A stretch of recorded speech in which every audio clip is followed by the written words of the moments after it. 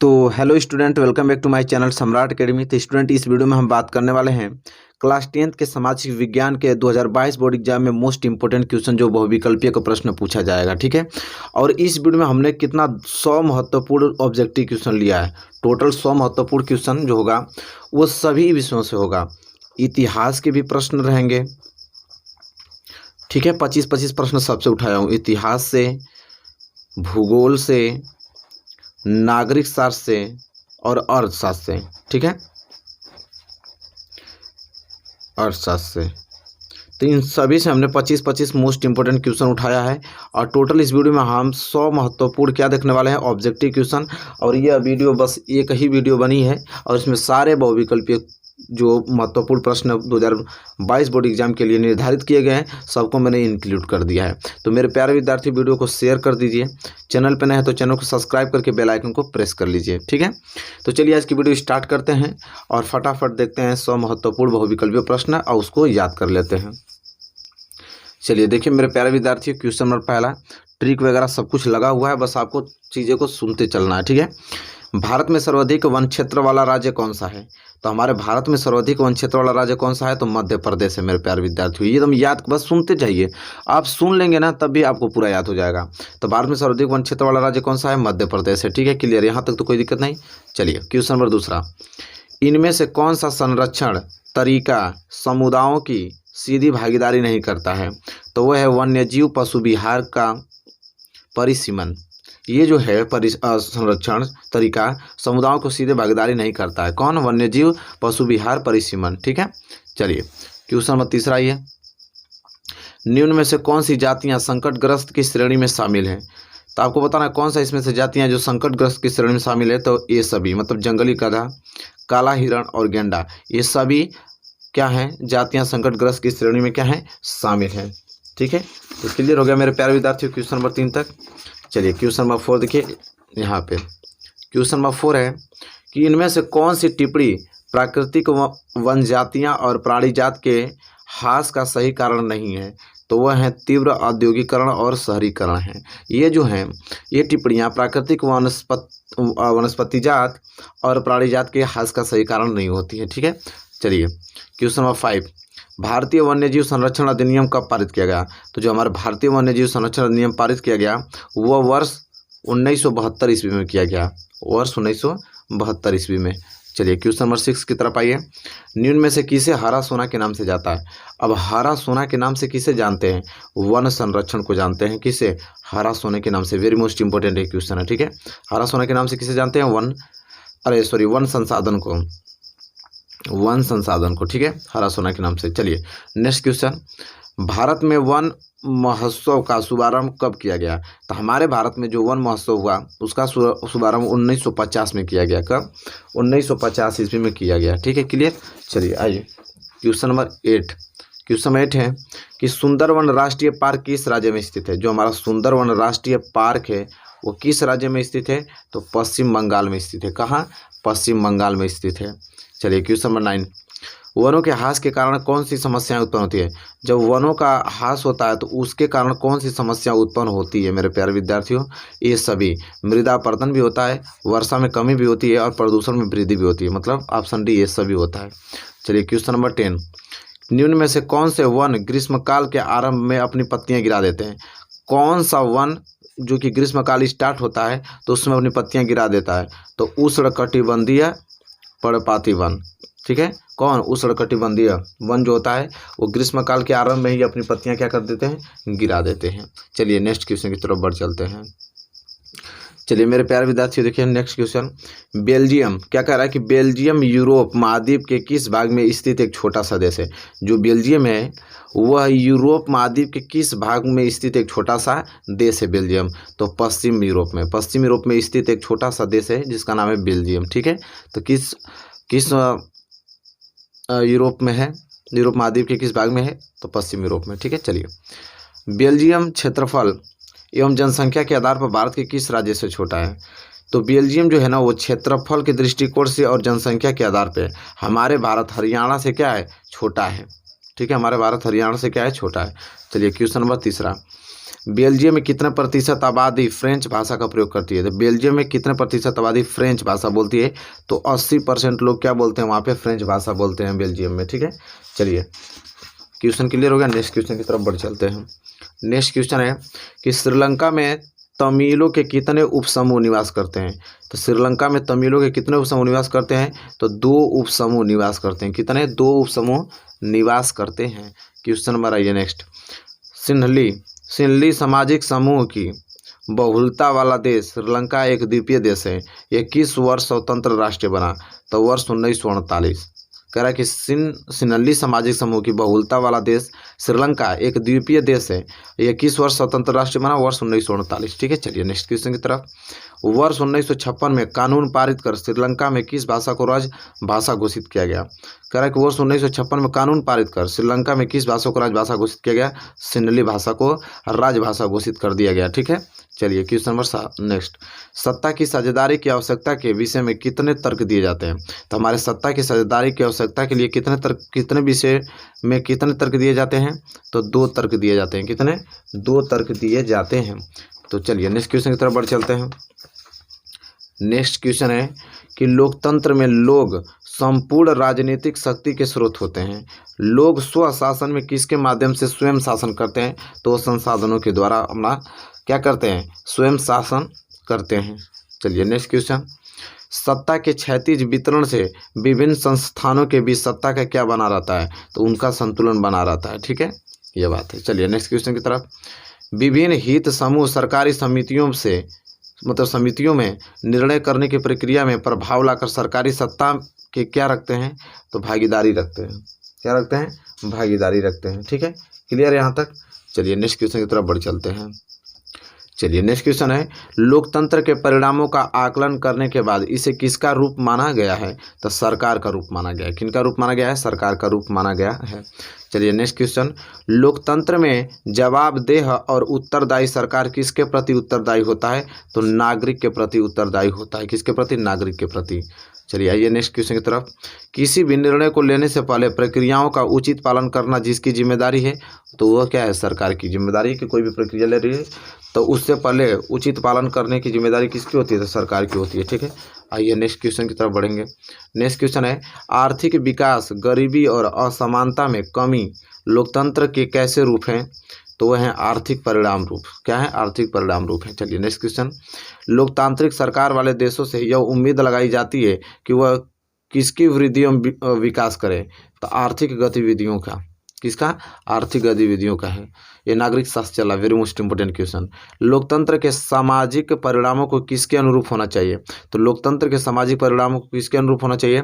तो सामाजिक विविधता के अनुरूप होना चाहिए। किसके? सामाजिक विविधता के। चलिए नेक्स्ट क्वेश्चन। नेक्स्ट क्वेश्चन है यहाँ पे कि लोकतंत्र के मूल्यांकन के लिहाज से इनमें कोई एक चीज़ लोकतांत्रिक व्यवस्थाओं के अनुरूप नहीं है, उसे चुने। तो बहुसंख्याओं का शासन। क्या? बहुसंख्याओं का शासन है। चलिए आइए नेक्स्ट क्वेश्चन। नेक्स्ट क्वेश्चन है कि किस शासन से तात्पर्य है कि प्रत्येक चुनाव या फैसले में अलग अलग लोग और समूह बहुमत का निर्माण करते हैं? तो बहुमत के शासन। बहुमत के शासन। आइए नेक्स्ट क्वेश्चन। व्यक्ति की गरिमा और स्वतंत्रता के संबंध में किस व्यवस्था के कारण किसी भी अन्य शासन प्रणाली से भिन्न है? तो वह लोकतांत्रिक व्यवस्था। क्या? लोकतांत्रिक व्यवस्था। आइए नेक्स्ट क्वेश्चन। लोकतंत्र का एक विश्व की स्थिति से लोगों को किस रूप में परिवर्तित करता है? तो नागरिक रूप में क्या करता है? परिवर्तित करता है। चलिए नेक्स्ट क्वेश्चन की तरफ बढ़ेंगे। नेक्स्ट क्वेश्चन है कि सत्ताधिकारी अपने ऊपर पड़ने वाले दबावों से अलग क्या नहीं कर सकते हैं? स्वतंत्र व्यवहार अलग नहीं कर सकते हैं। नेपाल में किस दशक में लोकतंत्र स्थापित हुआ? नेपाल में किस दशक में लोकतंत्र स्थापित हुआ जिसके अंतर्गत राजा औपचारिक रूप से राज्य का प्रधान बना रहा? तो 1990 के दशक में। 1990 के दशक में नेपाल में लोकतंत्र की स्थापना हुई 2006 में। ठीक है, नेपाल में जो लोकतंत्र की स्थापना हुई 2006 में हुआ था। ठीक है, आइए नेक्स्ट क्वेश्चन की तरफ। कह रहा है कि बोलिविया अमेरिका के किस भाग का एक गरीब देश है? तो वह दक्षिण जो कि लातिन अमेरिका में। ठीक है, क्या ऑप्शन डी इस क्वेश्चन का सही आंसर हो जाएगा। लोकतंत्र का विकास किसके माध्यम से होता है? तो लोकतंत्र का विकास किसके माध्यम? जन संघर्ष के माध्यम से विकास होता है। ठीक है।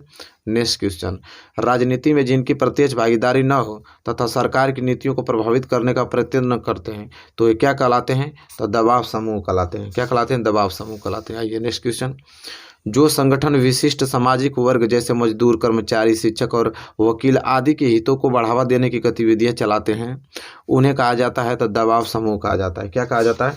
दबाव समूह कहा जाता है। नेक्स्ट क्वेश्चन की तरफ बढ़िए। आइए, कह रहा है कि हित समूह का जन्म समाज में किसके हितों को प्रमुखता देने के लिए होता है? तो समूहों को प्रमुखता देने के लिए होता है। ठीक है।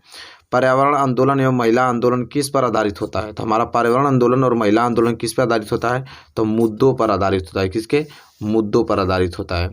राजनीतिक में दबाव समूह एवं आंदोलन का लक्ष्य क्या होता है? तो राजनीतिक में जो दबाव और समूह एवं आंदोलन का जो लक्ष्य क्या होता है? तब प्रभाव डालना लक्ष्य होता है। क्या होता है? प्रभाव डालना होता है। चलिए नेक्स्ट क्वेश्चन की तरफ बढ़ चलते हैं।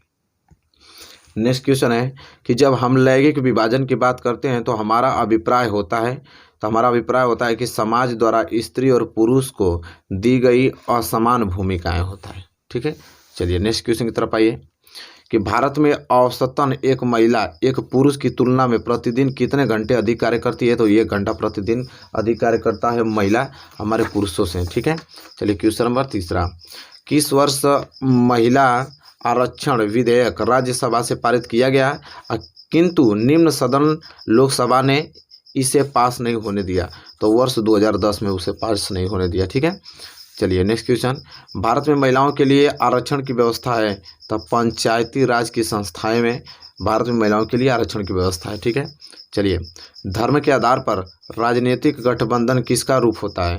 तो वो सांप्रदायिकता का रूप होता है। किसका? सांप्रदायिकता का। नेक्स्ट क्वेश्चन, धर्मनिरपेक्ष राज्य में सभी धर्मों को समान समझना होता है। ठीक है। धर्मनिरपेक्ष राज्य में। चलिए नेक्स्ट क्वेश्चन की तरफ आइए। नेक्स्ट क्वेश्चन है कि भारत का सामाजिक ढांचा किस पर आधारित होता है? तो हमारे भारत का जो सामाजिक ढांचा है वो जाति व्यवस्था पे आधारित होता है। किसके? जाति व्यवस्था पे। क्वेश्चन नंबर 8, पेरियार रामास्वामी नायकर कौन थे? तो जो पेरियार रामास्वामी नायक थे वो समाज सुधारक थे। क्या थे? समाज के क्या थे? वो सुधारक थे। चलिए नेक्स्ट क्वेश्चन की तरफ। नेक्स्ट क्वेश्चन है कि भारतीय संविधान के बारे में इनमें से कौन सा कथन गलत है? तो वो है कि यह एक धर्म को और राजकीय धर्म को बताता है। यही क्या है? गलत है। चलिए नेक्स्ट क्वेश्चन, राजनीति भी जातियों को राजनीतिक क्षेत्र में लाकर जाति व्यवस्था को करती है तो क्या कर देती है? उसको प्रभावित कर देती है। ठीक है। चलिए नेक्स्ट क्वेश्चन की तरफ बढ़ेंगे। नेक्स्ट क्वेश्चन, संख्यात्मक शासन प्रणाली में अधिकारों का विभाजन होता है। तो जो संख्यात्मक शासन प्रणाली होता है उसमें अधिकारों का विभाजन होता है केंद्र एवं राज्यों के मध्य। केंद्र एवं राज्यों के बीच क्या होता है? इनका विभाजन होता है। वर्तमान समय में भारतीय संघ में कितने केंद्र शासित प्रदेश हैं? तो 9 थे। ठीक है। चेक कर लीजिएगा 8 हैं कि 9, यहाँ से नो डाउट है। ठीक है। संविधान की 8वीं अनुसूची में कितनी भाषाओं को मान्यता दी गई? तो 22 भाषाओं को क्या मान्यता दी गई? ठीक है। चलिए नेक्स्ट क्वेश्चन, कि निम्न में से कौन सा संघीय राज्य नहीं है? कौन सा संघीय राज्य नहीं ये बताना था। दिल्ली जो है वो संघीय राज्य नहीं है। कौन? दिल्ली संघीय राज्य नहीं है। ठीक है। भारत में कुल कितने संघीय राज्य हैं? 28। ठीक है। चलिए देखिए नेक्स्ट क्वेश्चन, भारत में पंचायती राज्य की स्थापना हुई थी वर्ष 1992 में हुई थी। ठीक है। इसके बाद नेक्स्ट क्वेश्चन, संविधान में उल्लिखित 3 सूचियों में से निम्नलिखित में से कौन सा विषय समवर्ती सूची में शामिल है? तो वह है आपका शिक्षा। शिक्षा क्या समवर्ती सूची में शामिल है। चलिए नेक्स्ट क्वेश्चन की तरफ बढ़ चलते हैं। नेक्स्ट क्वेश्चन है कि समकालीन विश्व में किस शासन का एक प्रमुख रूप है जिसे अनेक गंभीर चुनौतियों का सामना करना पड़ता है? तो वह है लोकतांत्रिक शासन। क्या है? लोकतांत्रिक शासन। नेक्स्ट क्वेश्चन, कौन सी कठिनाई जो स्वयं को प्रकृति के अवसर प्रदान करती है जो कि क्या कहलाती है? चुनौती। ठीक है। किस पर विजय प्राप्त कर लेने पर पहले की तुलना में एक उच्च स्तर तक अपने कार्यों को सफलता प्राप्त करते हैं? तो है चुनौतियाँ। क्या है? चुनौतियाँ हैं। चलिए नेक्स्ट क्वेश्चन की तरफ बढ़ चलते हैं। कह रहा है कि इटली का एकीकरण किसके नेतृत्व में किया गया? तो ज्यूसेppe गैरिबाल्डी के नेतृत्व में किया गया। किसके? ज्यूसेppe गैरिबाल्डी के। चलिए, महात्मा गांधी ने असहयोग कब आरंभ किया? तो 1920 में। 1920 में महात्मा गांधी ने असहयोग आंदोलन आरंभ किया था। संयुक्त राष्ट्र संघ का मुख्यालय कहाँ पर स्थित है? तो न्यूयॉर्क में। कहाँ पे है? न्यूयॉर्क में स्थित है। ठीक है। यहाँ तक क्लियर। चलिए नेक्स्ट क्वेश्चन की तरफ आइए। पंजाब में भूमि निम्नीकरण का निम्नलिखित में से प्रमुख कारण क्या है? तो अधिक सिंचाई। पंजाब में जो भूमि का निम्नीकरण का निम्नलिखित में से प्रमुख कारण अधिक सिंचाई होती है। ठीक है, चलिए नेक्स्ट क्वेश्चन। जलोढ़ मिट्टी का निर्माण मुख्यतः किसके द्वारा होता है? तो नदियों के द्वारा होता है। तो किनके द्वारा? नदियों के द्वारा होता है। नेक्स्ट क्वेश्चन, निम्नलिखित में से किस प्रांत में सीढ़ीदार खेती की जाती है? तो उत्तराखंड में सीढ़ीदार खेती की जाती है। भारत की सर्वाधिक उपजाऊ मिट्टी है जलोढ़ मिट्टी है भाई। क्या है? जलोढ़ मिट्टी है। यहाँ तक क्लियर हो जाना चाहिए। आइए नेक्स्ट क्वेश्चन की तरफ बढ़ चलते हैं। नेक्स्ट क्वेश्चन है कि जलोढ़ मिट्टी किस फसल की खेती के लिए सर्वाधिक उपयुक्त होती है? तो गेहूं के लिए। किनके लिए? गेहूं के लिए।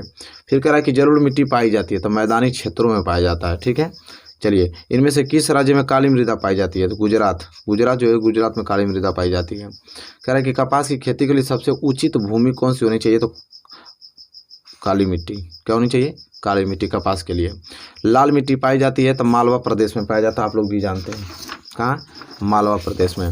चलिए नेक्स्ट क्वेश्चन आइए। पंजाब में भूमि निम्नीकरण का निम्नलिखित में से प्रमुख कारण क्या है? अधिक सिंचाई। ठीक है, नेक्स्ट क्वेश्चन। श्रीलंका में तमिलों के कितने उपसमूह निवास करते हैं? 2 उपसमूह। ठीक है, इसके बाद ऑपरेशन फ्लड संबंधित होता है, तो दुग्ध उत्पादन से ऑपरेशन फ्लड संबंधित होता है। ठीक है, कह रहा है कि एक मार्ग किन वस्तुओं के लिए प्रमाणित चिन्ह है? तो वो है खाद्य पदार्थों के लिए। किसके? खाद्य पदार्थ। फिर कह रहा है पाइपलाइन परिवहन का संबंध किससे है? तो खनिज तेल से है। किससे? खनिज तेल से है। इंग्लैंड में राजतंत्र को कब घोषित कर दिया गया? तो 1688 ईस्वी में इंग्लैंड में राजतंत्र को घोषित किया गया। भारत में औसतन एक महिला एक पुरुष की तुलना में कितना प्रतिदिन घंटे का अधिकार करती है? घंटे तो अभी आप लोग पढ़े हैं। ठीक है, याद हो जाना चाहिए। चलिए नेक्स्ट क्वेश्चन की तरफ बढ़ चलते हैं। नेक्स्ट क्वेश्चन, निम्नलिखित में से कौन सा जल सर्वाधिक खारा होता है? समुद्री जल अधिक खारा होता है। ठीक है, निम्नलिखित में से कौन सी परियोजना पश्चिम बंगाल तथा झारखंड को संयुक्त रूप से लाभान्वित करती है? दामोदर घाटी। क्या है? दामोदर घाटी परियोजना। सलाल बांध किस नदी पर स्थित है? चिनाब। चिनाब नदी पे सलाल बांध स्थित है। ठीक है, चलिए नेक्स्ट क्वेश्चन। कह रहा है कि हीराकुंड बहुउद्देशीय परियोजना किस राज्य में स्थित है? ओडिशा में। कहाँ पे? ओडिशा में स्थित है। हीराकुंड परियोजना किस नदी पर निर्मित है? तो वह महानदी पर निर्मित है। इसके बाद रिहांद बांध परियोजना किस राज्य में बनाई गई है? तो उत्तर प्रदेश में बनाई गई। किसमें? उत्तर प्रदेश में रिहांद बांध परियोजना। इसके बाद निम्नलिखित में से उत्तर प्रदेश की सबसे बड़ी नदी घाटी परियोजना कौन सी है? रिहांद। कौन? रिहांद। फिर नागार्जुन सागर परियोजना किस नदी पर स्थित है? कृष्णा नदी पर स्थित है। किस पे? कृष्णा नदी पर स्थित है। इसके बाद 2 प्रश्न और बचे हैं, उसको नोट कर लीजिए। टिहरी बांध किस नदी पर बनाया गया है? तो भागीरथी में भिलंगना नदी पर बनाया गया टिहरी बांध। टिहरी बांध किस नदी बनाया गया? भागीरथी में भिलंगना नदी। इसके बाद भारत में विश्व के कुल जन संसाधनों का कितना प्रतिशत भाग उपलब्ध है?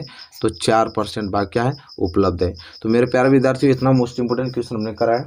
आई होप आपको क्लियर हो गया होगा। इस वीडियो को अगर आपने बढ़िया से देखा, 1-2 बार और देख लेंगे, सारे बहुविकल्पीय प्रश्न क्लियर हो जाएंगे। ठीक है, और आप एग्जाम में अच्छा मार्क्स ला पाएंगे। तो मेरे प्यारे विद्यार्थी, वीडियो अच्छी लगी तो प्लीज़ लाइक कीजिए, और चैनल पर नया है तो चैनल को सब्सक्राइब करके बेल आइकन को प्रेस कर लीजिए। मिलेंगे आपसे प्यारे से नेक्स्ट वीडियो में, तब तक के लिए धन्यवाद।